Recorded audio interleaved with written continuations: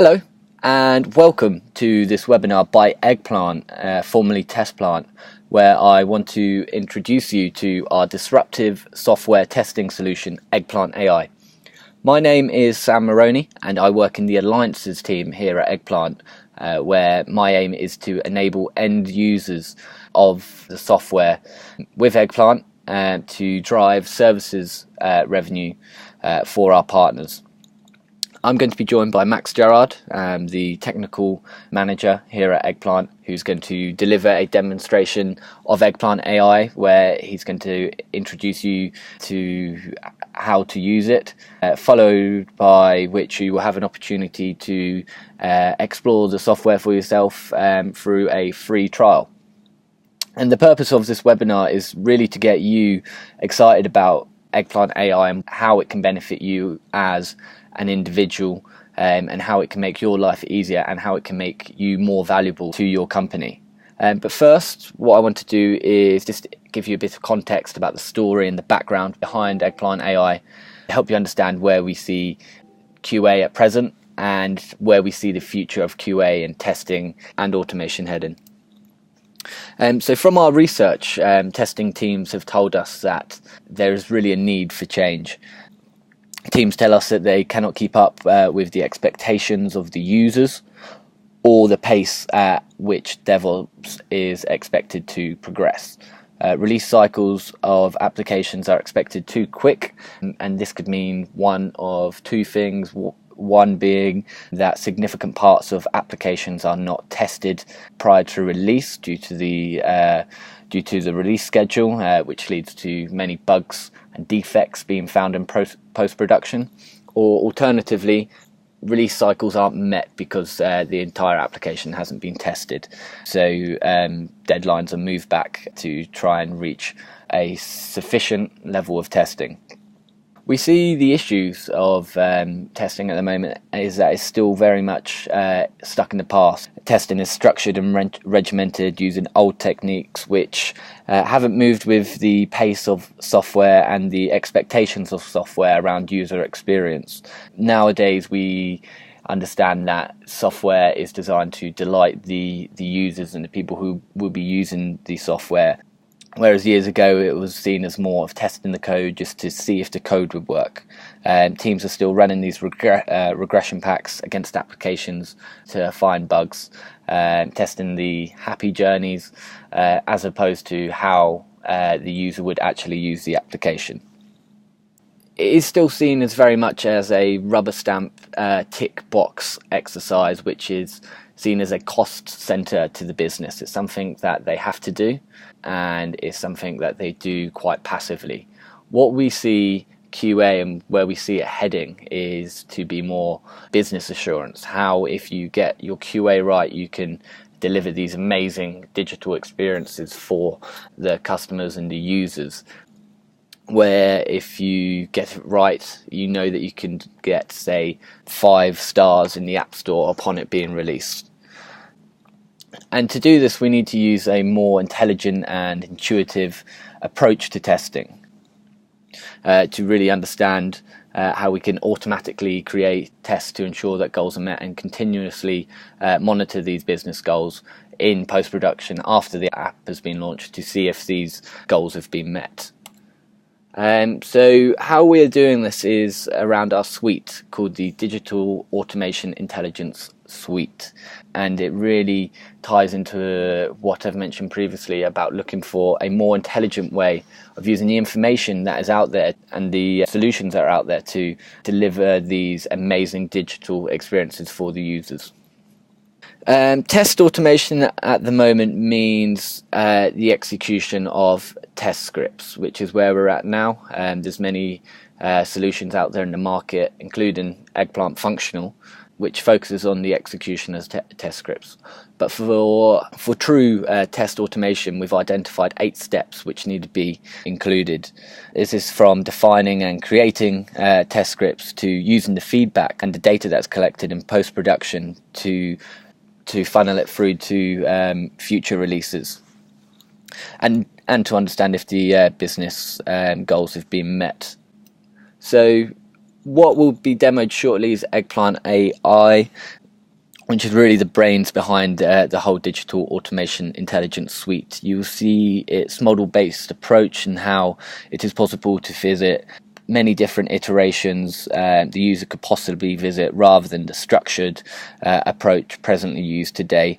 Moving away from testing the happy paths to simulating the real user journeys that users could actually take, and while also increasing the test coverage and also the quality of test coverage as well.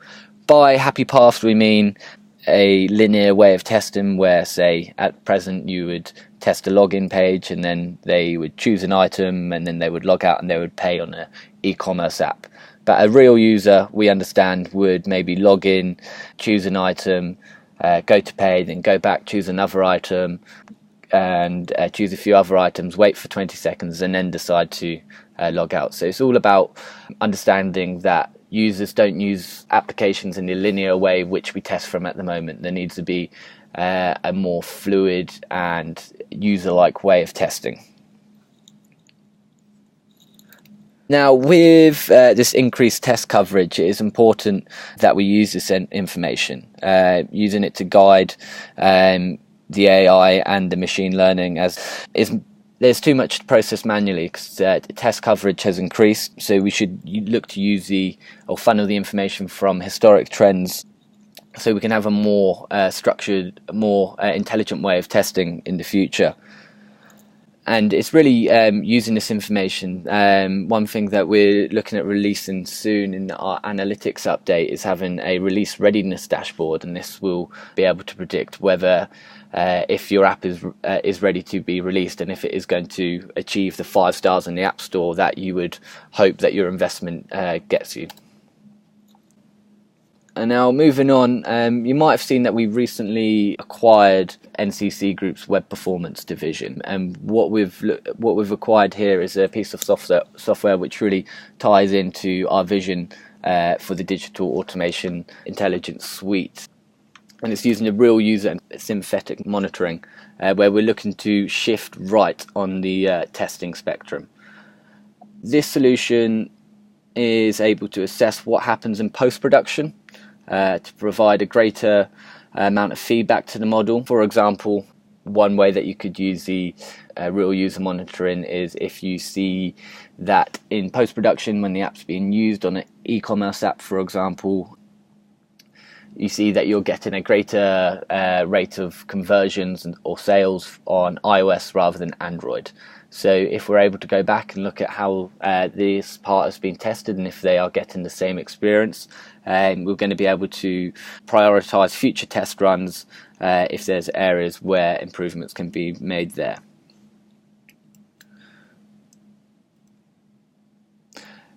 And I guess this really ties into the vision again. And what we're really trying to do with business assurance is move up or shift up from DevOps to Biz DevOps, where we take into account the positive business outcomes when looking at how we are going to use QA, to really meet these business goals. And it's all about optimization of the customer experience using AI, analytics and real user monitoring, moving away from the passive dull exercise of running the same regression pack, but being more creative and more intelligent of the information that's out there and the solutions that are out there to meet the needs. And where does this leave you as a user of the software? And why should you learn to use Eggplant? And why should you become skilled with it? Well, it's a really exciting new tool, and it's quite a cool technology that uses AI and is really on the cutting edge of testing.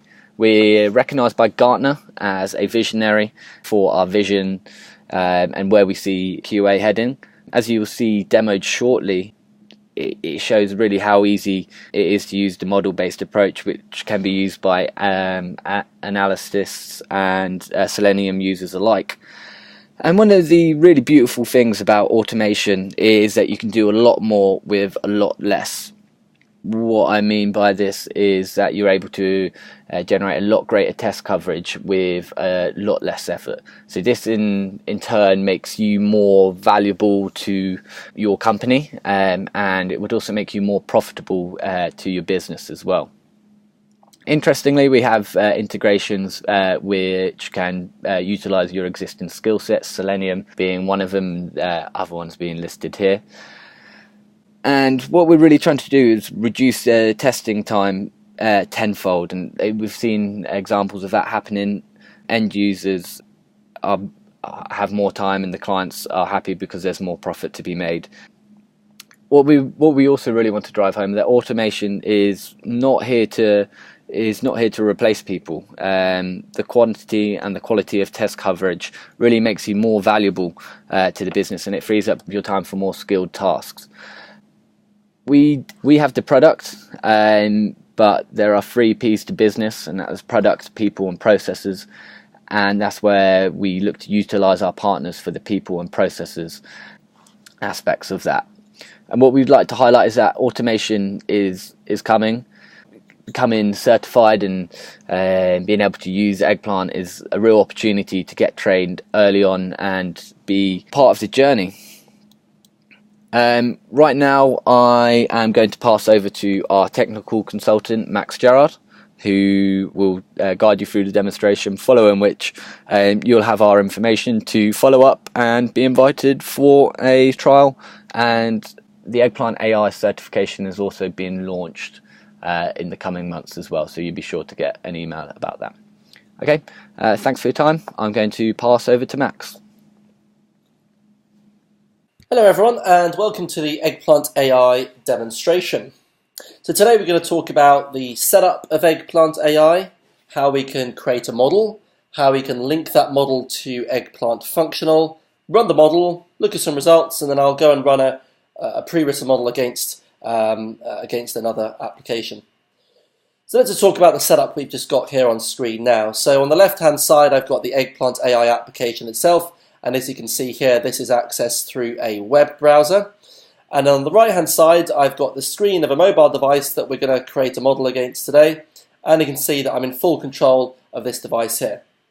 Incidentally, this screen here on the right is the viewer window from Eggplant Functional. I won't be focusing too much on Eggplant Functional in this demonstration, but just understand that Eggplant Functional is the automation tool used to go and drive the systems under test. So the first thing to do is to go ahead and show you how to start creating a model. So we've got a blank canvas here on the left, and if you just right click on the grid over here, you'll see that we've got some different things we can go and do. The 2 I'd like to focus on here are new states and new action. So let me first of all talk about what a state is. So a state is just really a screen of the application, or the application within a certain state. So for example, a state would be this screen here. So we might call this the Marks and Spencer's home screen. Now within a state we can do different actions. So within this state here, on the right we could do a search, we could go and click on Shop Now, we could click any of the buttons here, we could scroll up, we could scroll down. So really an action is something you can do against the system under test. So let's go ahead and now create a new state. So you can see now we've got the state over here, and this is going to be our start state. And we're just going to call this, let's just call it initial state, which in this case will just go and be our device being on the home screen like so. So now within that initial state, we want to go ahead and create an action. So if we now just go ahead and right click here, and then click here on new action, you'll see that an action appears within the state. And this is a very simple one. We're just going to go and launch the Marks and Spencer's application. So we'll say here, launch M&S. So now that launch M&S, well, launching M&S will do this, which will take us into the home of the application. So now we're going to create another state, and this state here is going to be called home page. And again, within this state here, there are multiple actions we can do. So let's create a new action, and let's say the first one here that we're going to do is say search for an item, which would just be clicking on the search button here and typing in an item. We'll create another action here. We'll call this say select shop now, which we'll go and click this button here. So we'll say select shop now. And then let's go to a third action, and we'll go ahead and call this say BM underscore stores, BM standing for bottom menu, and stores being this button over here. You'll notice here we can actually go ahead and arrange the model to be in any formats that we like, as you can see over here. So the next thing we want to go and do now is go and add the link. So Launch M&S takes us into homepage, so we can now go and say connection selection, click on homepage, and you can see there that an arrow takes us into the homepage. So the Launch M&S action will take us into the homepage state. And within the homepage state, we could search for an item, we could click shop now, and we can go click on the bottom menu. Now you'll notice here that for the purposes of a demonstration, I'm not going to be modelling every possible action we can do. So one of the advantages of using something like Eggplant AI is you don't need to create a model for the whole application, unlike other modelling tools. You can pick and choose which bits of the application are most important to you at that particular time, and then build on the model as you go. So the next thing I want to do now is we need to go and create another state. And let's say we go and create the state that happens when we select search item over here. So we can right click here, click on new state. And so when we do a search item, okay, I'll just go and do the search item now. And let's say we go and search for something. We come to this screen, which we're going to go ahead and call item list. So now we can go ahead and do our search item, and then go and link that action to the item list state, like so. And then within item list, well, there are multiple things we can do. We can create a new action here, and we can just go here. We might want to just scroll up randomly, and we want to create another action here. We might just call this, say, scroll down. So we'll put scroll up and scroll down over here. We might then want to go and do another action here, which we'll go and call, say, add to basket. So we'll go and add an item to the basket. And then finally, maybe we could go ahead and go back to the home screen. We'll go and click on this button here to take us back to the home screen. So do new action, put this over here, and just call this BM underscore home screen. Okay, and now BM home screen takes us back into the home page, like so. So you can see how the model is starting to sort of take form now. So let's go back to our home page, and one of the other actions we've got here is clicking on the bottom menu stores button over here. So if I go click on that now, that takes us into the store search screen state. So we'll create a new state here, and we'll just call this, say, store search screen.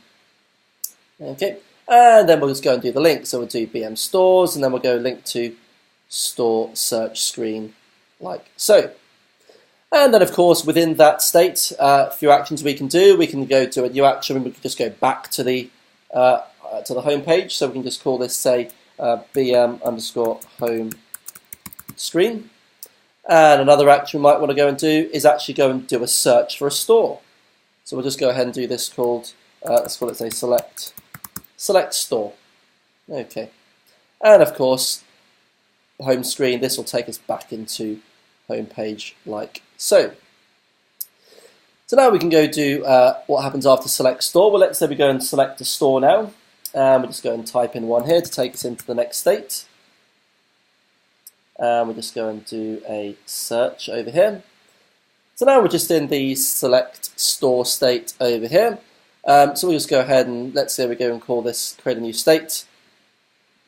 And we just call this, say, let's say, specific store, for example, and then we can go here. So we can go link select store, and that can go to specific store. We can go and add a bunch of actions in here. We could just say simple action back to store search screen, and that will of course take us back to store search screen, as you can see there.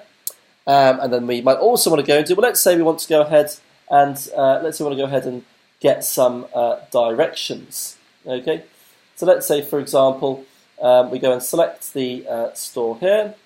Okay, and actually should be on this screen here, and this is the specific store screen.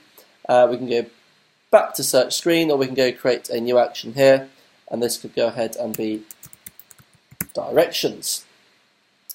So directions is going to link us to another state, and this will be our final state. So we'll create a new state here, and this is just going to be called Apple Maps.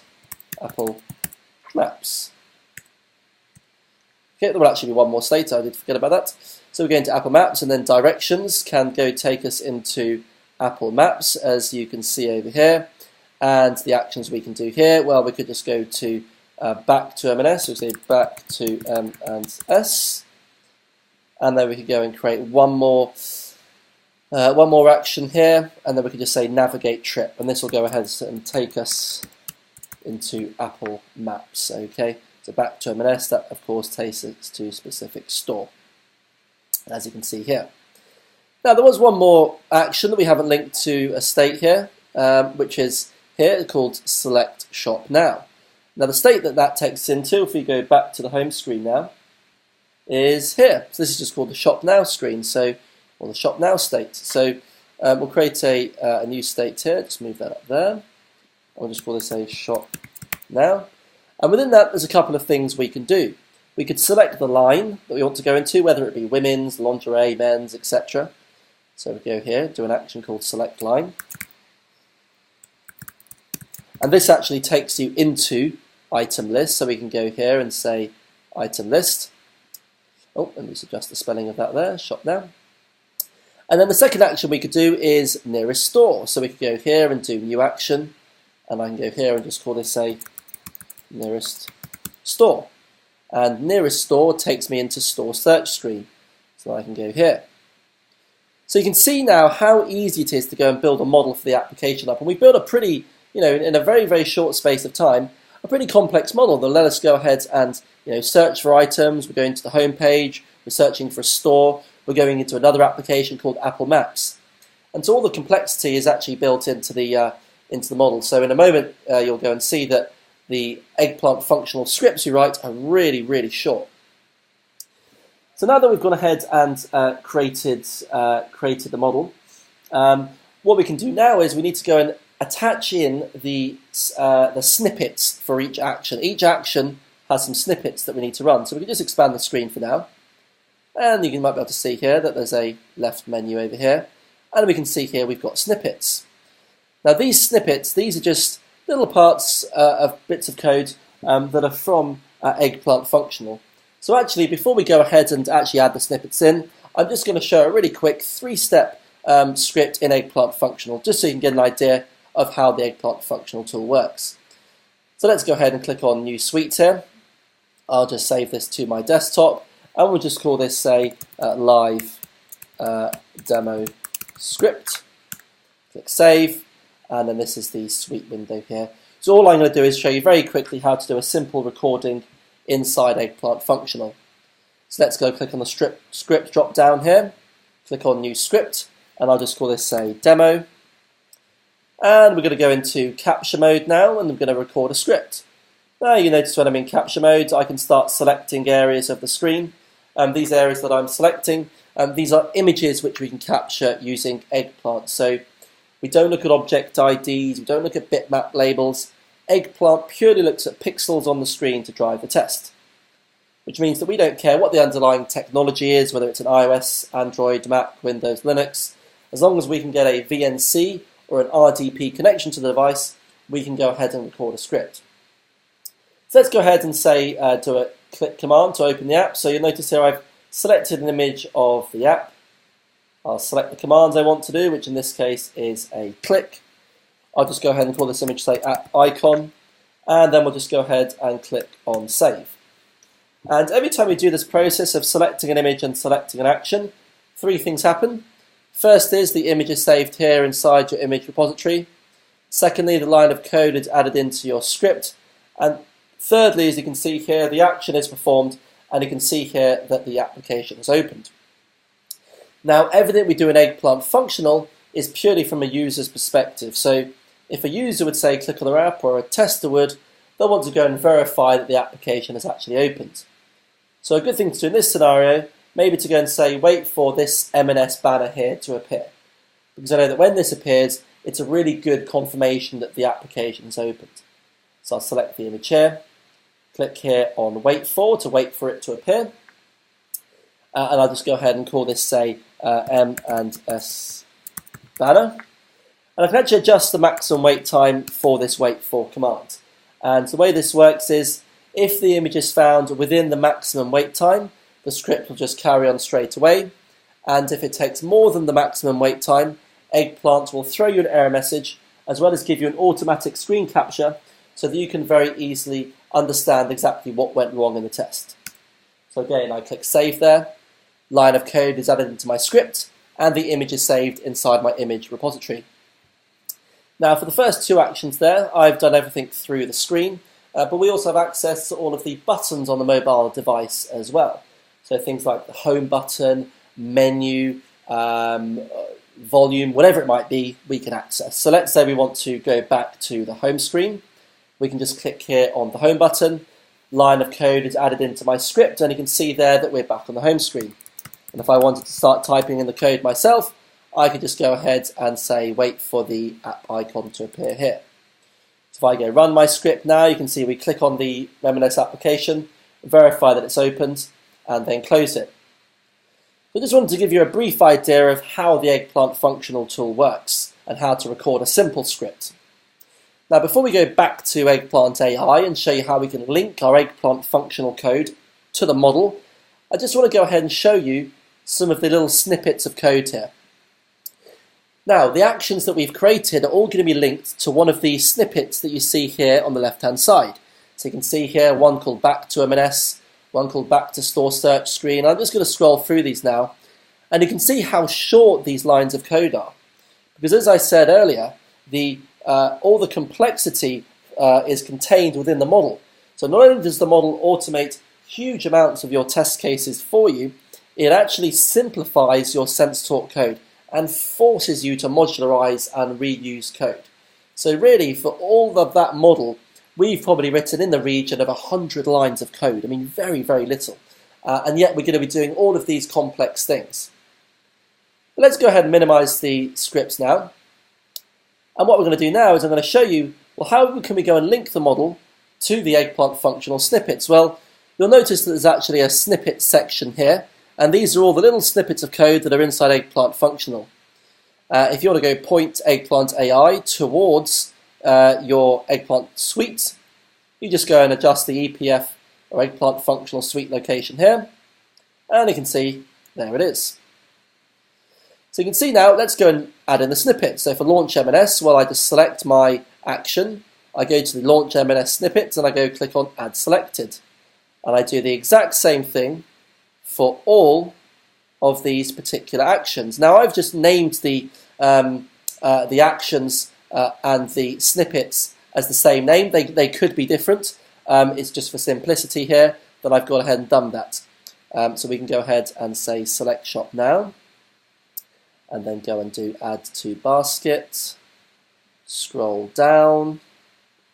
If we go to scroll down over here, and then go to scroll up, and then home screen, and then go and select line, which is going to select our line item, nearest store, home screen, select store, back to search screen, directions, back to M&S, and finally navigate trip. So now we've added in all the snippets. So each of these actions is now linked to an Eggplant functional snippet. Now, one thing we haven't done yet is parameterize any of the functions. Now, there are really three things we're going to parameterize. The first is we're going to parameterize the searching of an item. The second thing is we're going to parameterize the selecting of a line, one of our line items. And the third thing we're going to do is going to parameterize the selecting of a store. So let's go and do that. So let's go click on our Shop Now action. Now you'll notice here on the right hand side there is an action variable setting. So we can go and add in a variable. So we're going to create new here, and then we can go and edit this variable. And I'll just go ahead and call this, and beg your pardon, actually we're meant to be doing search item. So I can just go to search item here, and then go ahead and click on new variable over here, and then right click here, and then just go ahead and call this, say, search item list, and then go and adjust this and just say this is a set. You can see here we've got different variable types. A variable could be true or false, it could just be some text, or in this case we're going to make it a set or a property list. And then we're going to click here on new, and we're going to select the particular items that we want. So in this case, the search items, for the purpose of the demo, we're just going to make them flowers, bread. Okay, and obviously we can list out many more there if we wanted. And we can introduce a weighting onto the search, so we could go and say, well, I want there to be a 1 in 4 chance of it being flowers and a 3 in 4 chance of it being bread. For now, we're just going to keep the weighting even for each of the search items. Now, once we've gone ahead and added in the variable, we need to go and attach that variable to the snippet and pass it in. So we can now go and say, pass in as an input that particular variable over here. So the next thing we'll want to go ahead and do is go and add in the variable for the store. So we can go here, say select store, new variable, and just go and right click here, and then go and click edit variable details, and just go and say store names.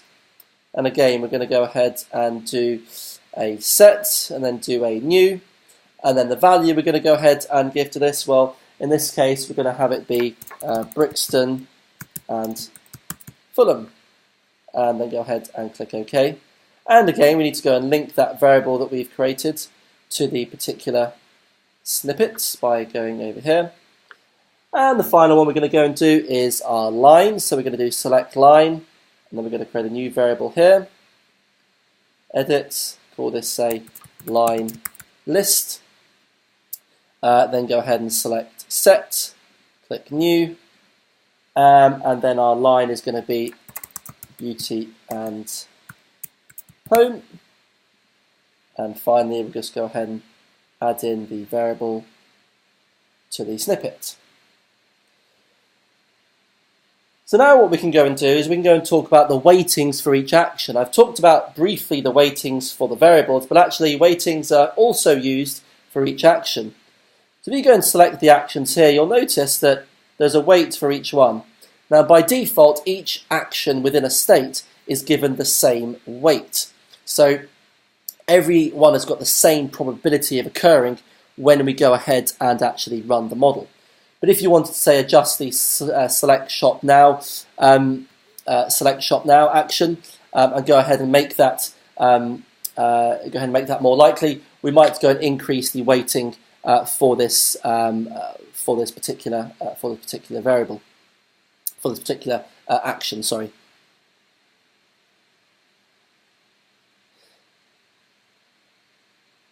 The one thing I haven't done here is I haven't gone ahead and created the link. So select shop now actually needs us to take us into shop now. Sorry about that. I did just miss that particular link over there.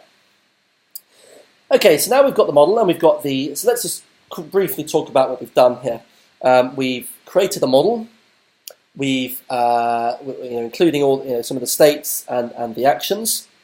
We've then gone ahead and linked the model using snippets to the Eggplant functional code.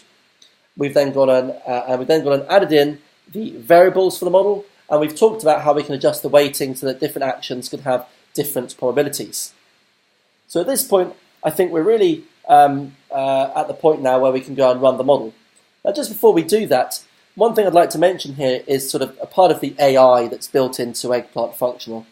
So the first, you could go and adjust the weightings to define which bits of the model you want to be most likely to go and be hit. And what you would do for this is you might use the company data that you have to say, well, most users go down this path, and so we're going to adjust the weightings for the actions to make it more likely that we go down those other paths. The other thing that Eggplant AI is doing in the background is seeing which paths are causing trouble and giving us failed tests, and then making it more likely to go down those particular paths. So Eggplant AI is optimizing for the model to go and allow it to find as many bugs as possible. So let's go ahead and actually run the model now. So I'm going to bring my mobile device back on screen here, and we're just going to go ahead and click this button here, which is play the model. So you can see now the model will start playing, and all we've just done there is create a model for the application, and it's running. Very, very simple. Okay, so now we're on the home screen. You can see we're going to go and do a search. Now, one thing you can see here is that we actually highlight the screen which we are currently on in the model. So you can see which action is actually being performed. So as the model's running, you can see that this time we're going to go ahead and scroll down, and you can see we're just doing a random path through the model. Now, as that's running, you can see here the log that occurs. This is the Eggplant functional log that appears on screen. This log is just letting you know the actions that are happening. So we've gone and added that item to the basket. And so if we just move this over here now, you can see now this time we're going to go ahead and scroll up. And now we're going to go back to the home screen. And then once we've gone back to the home screen, we're going to go ahead and go into the store. Okay. So you can see now that we're actually just doing all these paths that a user wouldn't usually do. We're going back and forth, scrolling up, scrolling down, and we're just testing the application as a real user would go and do it. So a real user wouldn't go through a nice happy path through the application. They might go and search for a store, they might then add an item into their basket, they might then go and try and shop for something in the sale like we're doing here in the Shop Now button. And Eggplant AI is giving you a really, really simple way with which to go and automate all of those particular test cases. Now you'll notice here, this particular model, we didn't actually put an exit on it. So what we should have done here, we should have gone to Navigate Trip, and we can go and link this to an exit. So what we can go and do now, we can actually just go ahead and click here on Abort, and that will go ahead and stop the running of the model. And so obviously, what we were doing there was just going to run the model forever. Actually, within Navigate Trip, what you would want to go ahead and do is you would want to go ahead and add a cleanup here. So you can go here, and then we can go ahead and go to cleanup. We can go ahead and just go and go to here, and then go and make this add this to cleanup. And then the cleanup, we can go ahead and add this snippet, which is going to be our cleanup snippet. So if you went ahead and actually ran the model again, what you'll see this time, we'll go ahead and kill the application, and this time eventually we'll go ahead and get to an exit, and we should go and be able to see some results within Eggplant AI. So at this point, what I would ask is, are there any questions for anyone? So obviously what I'm saying now wouldn't be part of the demo. We would just allow the test to go ahead and run.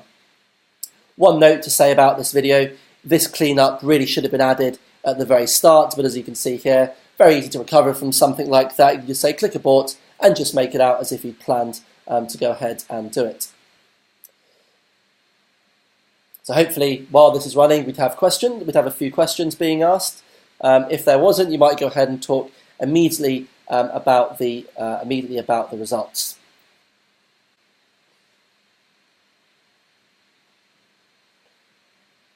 So now we can go ahead and look at some results. So if we now go to the coverage report here, this is going to give us a report on that particular one. It's going to tell us, well, how many of the actions did we go ahead and hit? So you can see here, we went and did back M&S and navigate trip, and you can go and let's have a look at this state here. Looks like we never went and selected a line. So you can see in a particular test run which of the actions we went and performed. And it looks like here, if we just go ahead and collapse everything, we did a good percentage of all of the actions we wanted to do. If we then go into coverage report and view heat map, you can see within that particular test run where we went. So we did everything in item list, we did everything in Apple Maps, we never went to select 9, and we never went back out of here, but you can sort of see the journey that we went ahead and took. If we now go to run report, you can see here we've got a past run, and we might want to go and export that result into a CSV file or an XML file, and you can see here we had a total of 72% coverage within that particular run. So now let me go ahead and show you a slightly more complex model. So let's go ahead and open this up now. We're just going to go ahead and open model, and then we're going to go ahead and go to a BT model, British Telecom. Now this is going to run against a desktop machine. So not only can the modelling be done against mobile, desktop, we support anything that Eggplant Functional supports.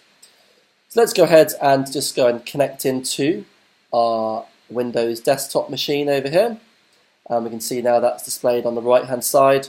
And let's just go ahead and run this model now. You can see we've got quite a few more states in here and different actions, but again, we're still just looking at the screens as states and saying, well, what actions can we do here? We're just creating the actions we want to do, and then we're linking those to the snippets. So I'm really, really excited about this tool, and I hope that's been a demonstration which you can all understand nice and easily. If there were any further questions at this point after showing this, I would allow those to go and be shown, and then that would complete the demonstration.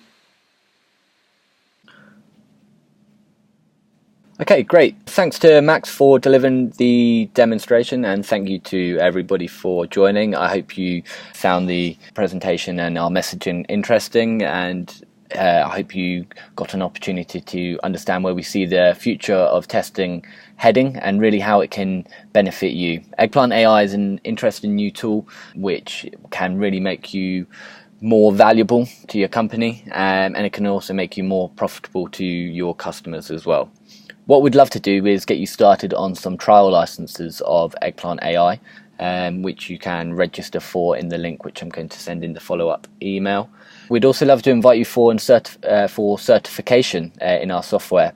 At present, there isn't a AI certification, but we do have Eggplant Functional certification, which is free and easy to do online in your own time, and it's a really good base to build upon for when the Eggplant AI certification comes out. And please, if you have any questions, please follow up with me on email here. It's sam.moroney@eggplantio.io, and I'd love to put you in the right direction of finding you support to getting you the answers to your questions and getting you started on the trial licenses as well. Okay, thanks for joining today. I'm going to end it here, and please follow up offline if you do have any questions.